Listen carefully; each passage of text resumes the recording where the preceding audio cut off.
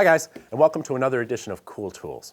I started this series because I like to talk about tools, and I know some of you do too, but I never really expected how popular the Cool Tools series would become. Millions of woodworkers have watched these videos, and I often hear from them about what they thought were the coolest. So we've been kicking off woodworking season with 3 special editions of Cool Tools. Last week we showed you some of the all-time favorite tools from past episodes based on audience responses. And this time, we'll show you the best cheap tools we've ever featured. And after the new year, we'll have a very special edition that contains some of the most expensive, drool-inducing woodworking tools you've ever wished you'd owned. I think we'll call it Drool Tools. As always, we disclose any sponsors involved at the beginning of the video, and we put affiliate links in the description below so you can check out any of these cool tools for yourself. Now let's get started with the best cheap cool tools from the last 18 episodes. I decided to put this little guy in the video because people see me using it on film and they ask me about it all the time. So this is the Pental Graph Gear 1000, and it's the best mechanical pencil I've used in the shop. Not only is it of very high quality, everything is metal, it's comfortable to hold and use, but it also has a retractable point. Don't take that little feature for granted. You know how when you get done with your pencil, you got to push the button and push the lead back up inside to protect it? This one, when you pinch on the clip, the entire point retracts up inside. When you push the button again, the point emerges and the lead is just as you left it. That means I never have to worry about my lead anymore, because as I slip this thing in my apron pocket, I automatically pinch that clip and it retracts the pencil point back up inside. I also like that it comes in 5 different lead sizes: 0.3, 0.4, 0.5, 0.7, and 0.9. For woodworking, I think the 0.3 and 0.4 break a little too often, so maybe they're a little too fine. The 0.5 is what I use for marking my joinery, like dovetails. And while I have been using the 0.7 for most of my day-to-day marking, I'm changing over to the 0.9 because that's a little bit tougher, a little more durable. So, in my opinion, the ideal set would be 1.5 and 1.9. Of course, sometimes I need an even more durable point for marking rough lumber, project parts. In that case, I keep one of these lead holders in my apron too. This one's my favorite. It's from Art Alternatives, and it holds a 5.6 millimeter lead that lasts forever and it just will not break. The mechanism works smoothly, it's comfortable to use, it's just a rugged marking tool that gets the job done. I'll link to both these pencils in the notes below this video. Check them out. It's a mini measuring tape. I got it off Amazon for $5. In fact, I bought several of them because I love them that much. I keep one in my apron pocket in the shop, one on my desk in the office, one in the drawer in the kitchen, one in a drawer in the living room, one in my wife's office, one in the car, one in my wife's car. My wife has one in her purse. I have one in my purse. Just kidding. You can't believe how handy it is to have a mini measuring tape close at hand at any time. The Stanley is a good balance between length at 10 feet and a small size. The other ones are usually 3 to 6 feet long. I also have a smaller one that I keep on my keyring. I know you may be wondering why someone would need to measure things that often, but once you have the ability to, you'll understand what I mean. The best bang for your buck of pretty much any hand tool, hands down. I'll put a couple links to some of my favorite ones in the notes below the video. And this time it's this pair of LED tweezers from General Tools. We're woodworkers. We get splinters, sometimes a lot. I've extracted many with these tweezers. They grip really well, and the LED light makes it easier to see what I'm doing. They're metal, not plastic, so they're pretty good quality. And the LED light doesn't use much power, so the battery seems to last forever, which is important. I want the battery to work when I want the tweezers. And they got these little rubber grips on the side, which I like too. I think they're like $6 on Amazon if you use the link in the notes below. So I suppose there's not much else to say about them. I mean, they're cheap, they work, they're handy, so check them out. Out of all the digital tools in this video, if you only owned one, it should be an angle gauge, specifically one of these little blocks. This is called the Smart Angle Cube. I also have a Wixie, which is another popular brand, but I like this one better because it has a bigger, brighter display that's easier to read, especially in lower light. And it has an internal battery that recharges with a USB cable. One of my biggest complaints about digital tools is those big watch-type batteries always seem to be dead when you need the tool. This one lasts longer and it charges up quickly, so that solves a big problem in my opinion. The way these work is simple, but really effective.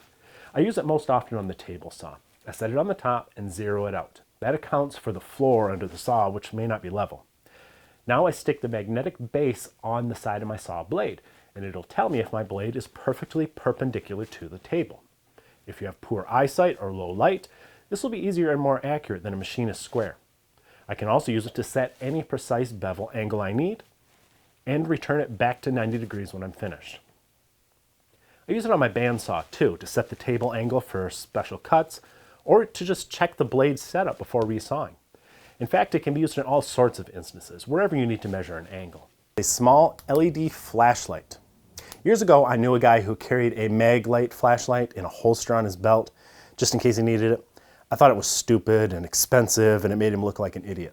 Turns out, I was the idiot, because it's super handy to have a little flashlight within reach at all times. Now, I'm not going to wear one in a big black holster on my belt like a 90s cell phone, but nowadays you can get little LED flashlights that put out a lot of light. The batteries last forever, and they're so inexpensive you can buy a dozen of them to have all over the shop, the house, your vehicles. I keep one in every bedroom in case the power goes out, one in the back of the toilet for reading in the dark. They're great.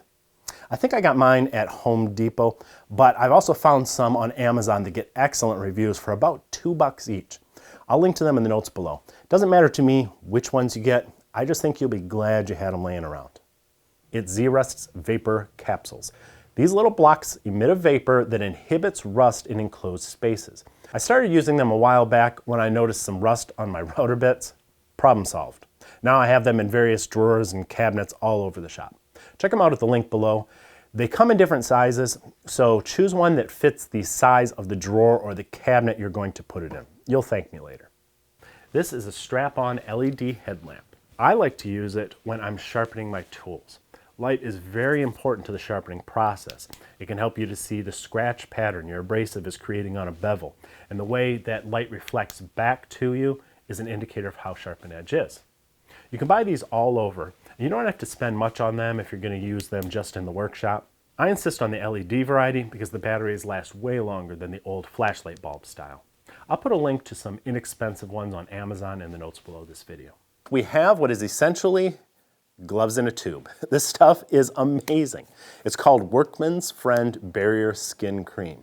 You put it on before you do something messy, like work on some greasy machinery or even stain wood.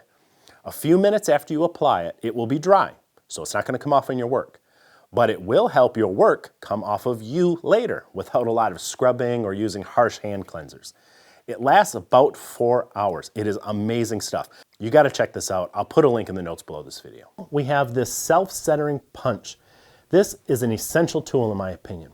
It has a tapered end that ensures that the spring-loaded point will mark the precise center of any hole as long as you hold the punch perpendicular to the workpiece when you strike it. I used this in a video a few months back to align the holes on a router plate, and people were quick to point out that there are self-centering drill bits on the market that do the same thing, and that is true. But those bits only come in a few different sizes, and I've run into situations where I needed a different size than the self-centering drill bits that I had. This punch is like $5, and it will work with any drill bit you want to use. So it is really worth having one for those situations. I use it actually all the time. I'll put a link in the notes below this video so you can check it out. So what I like to do is spray my bits with a little bit of this cleaner. It's made by Trend, and the reason I like this particular brand is because it's extremely effective, yet it's still environmentally friendly. It's not a harsh chemical, so it's not going to bother my skin. It's also pretty inexpensive compared to other cleaners that don't seem to work as well. Anyway, I let it sit for a few seconds, and then I wipe it and the crud off the router bit with a paper towel. I can use a toothbrush too if it's really caked on. The cleaner also works as a lubricant for the bearings, which is another reason why I like this stuff. This is something every woodworker should own, a drill bit gauge. Let's face it, you don't always put your drill bits away when you're done with them. This little guy will help you figure out what the sizes are when you eventually get around to slipping them back in their places. It's heavy steel, so it's going to last forever, and it cost me about $5. Here's another way to use it. You know how store-bought dowels are never a consistent size? They're usually actually a little smaller. You can use this to measure your dowel and then match it to the proper drill bit. No more putting an undersized dowel in a 5/16 hole. If you check out the links below, you're also going to find another gauge. This one is made of plastic, but it's for nuts, bolts, and screws. I don't have to tell you how handy this little guy is when it comes time to put away that sort of junk. It's a laser thermometer. I've had one of these for years, and I can't believe how handy they are. Most recently, I used it to measure heat buildup on a Forstner bit test I was doing. I've used it to find cold spots around windows, to find drafts in corners of the house so that I can identify and eliminate them. My wife even uses it in the kitchen for whatever goes on in there, I have no idea. It's good anytime you need to check the surface temperature of anything. Plus, you feel like you got that laser gun you always wanted when you were a kid. I've had mine for years and I don't remember where I got it, but I found a couple of inexpensive ones that get excellent reviews on Amazon, so I'm going to link to those in the notes below this video. We have an innovative little layout tool set from Empower. Trammel sets have been around since, well, pretty much forever. I have a couple of antique sets that I use occasionally here in the workshop. They're designed to be put on a wooden stick, which is sometimes called a beam compass. But the Empower set fits on anything up to 1/8 of an inch thick. So if I were to attach them to a metal meter stick, for example, I could create a circle nearly 6 feet in diameter.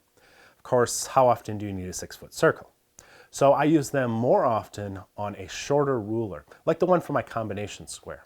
But what's especially interesting about this set is that it does more than just draw circles. There's an included attachment that cuts circles and arcs as well. I use that feature on paper or on wood veneers once in a while. But where the cutting end really comes in handy is if I wanted to draw a circle or an arc with a very precise line. Just like a traditional marking knife or a panel gauge, a cutting edge will scribe a line much more precise than a pencil will. Because a pencil, especially on wood, the point will tend to blunt, making a wider line, which is less accurate. And so this will do that not just on straight lines like cutting gauges, but also it will scribe a line in a circle or an arc, which makes it really unique. Another thing I use this jig for is to mark a line parallel to an edge using my combination square. In fact, I could mark a double line if I want to by adding a second pencil, such as if I'm going to lay out mortises on a workpiece. Or I can use that cutting tip again to scribe a precise line, just like I would with a traditional cutting gauge. I also like that the parts aren't plastic. They're really high quality. They're made out of anodized aluminum and they've got a really nice fit and finish. In fact, Woodpeckers, which is well known for their high quality anodized aluminum tools, has the set right now on their website for about 20 bucks on sale. So I'll put a link to that in the notes below the video in case you want to check it out. Wait, don't go yet. If you're new here, please subscribe and remember to ring the bell. I would really appreciate that. Give us a thumbs up, or better yet, leave us a comment. I always read them. And be sure to check out the latest issue of Stumpy Nubs Woodworking Journal. It's always packed with tips, tricks, and tutorials designed to make you a better woodworker.